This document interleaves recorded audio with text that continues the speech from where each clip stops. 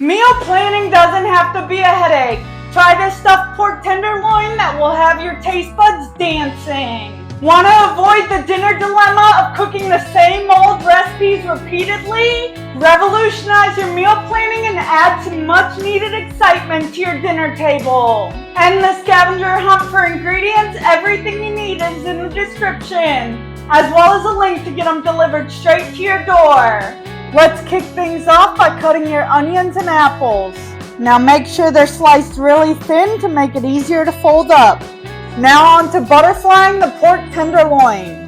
Now it's time to beat the meat. Now I'm using a rolling pin, but a meat tenderizer will work so much better. I just don't have one right now. Now to line your meat with apples and onions. Roll it up. To maintain the shape, you can use kitchen twine or simply avoid moving it after rolling. Any excess apples and onions may be scattered around the baking sheet. Throw it in the oven for 45 minutes. And just like that, we have a beautiful stuffed pork tenderloin.